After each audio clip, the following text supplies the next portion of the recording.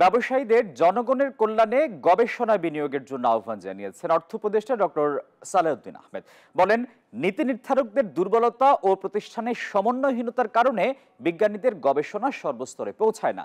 সকালে রাজধানীর এক হোটেলে গোলটেবিল আলোচনায় এসব কথা বলেন তিনি। বাণিজ্য নীতি নতুন খাতের সক্ষমতা বাড়ানোর পাশাপাশি উদ্ভাবন ছাড়া কোনোভাবেই এগিয়ে যাওয়া সম্ভব না। আর এ লক্ষ্যে সোমবার সকালে রাজধানীর হোটেলে ইন্টারকন্টিনেন্টালে বাজার ও শিল্প গবেষণার অংশীদারিত্বের মাধ্যমে বাংলাদেশের আবিষ্কারকে আরও শক্তিশালীকরণ শীর্ষক গোলটেবিল বৈঠক অনুষ্ঠিত হয়। এতে অংশ নেন অর্থ উপদেষ্টা ডক্টর সালেউদ্দিন আহমেদ ও ব্যবসায়ী নেতারা। এ সময় অর্থ উপদেষ্টা বলেন, বাংলাদেশের বিজ্ঞানীরা সবচেয়ে ভালো অবদান রেখেছেন কৃষি, পশুপালন ও মৎস্য খাতে, তবে অন্যান্য খাতে আমরা এখনো পিছিয়ে রয়েছি। স্বাস্থ্যকর অল টাইম হানিকম, সব সময় all time healthy life.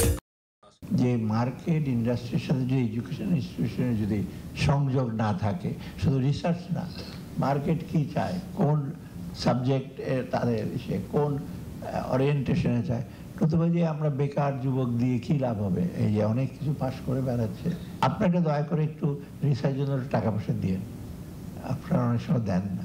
BCIC বিভিন্ন বিশ্ববিদ্যালয়ে গবেষণার সুযোগ সৃষ্টির জোর তাগিদ দেন বাণিজ্য সচিব।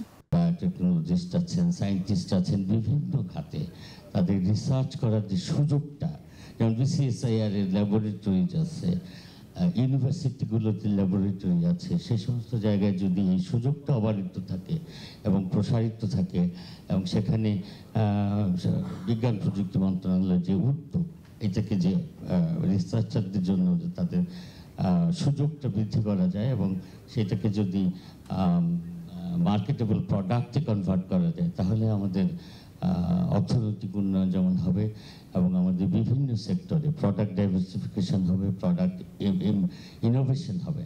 আর সরকারকে ব্যবসায়ীদের সাথে সমন্বয় করে কাজ করার পরামর্শ দেন ব্যবসায়ী নেতারা। প্রাইভেট সেক্টরের সাথে কোলাবোরেশন করে, পার্টনারশিপ করে একটা জিনিসকে ডেভেলপ করে বাজারে ছাড়ে কমার্শিয়ালি, আবার সেখান থেকে পয়সা উঠায় নিয়ে আসে।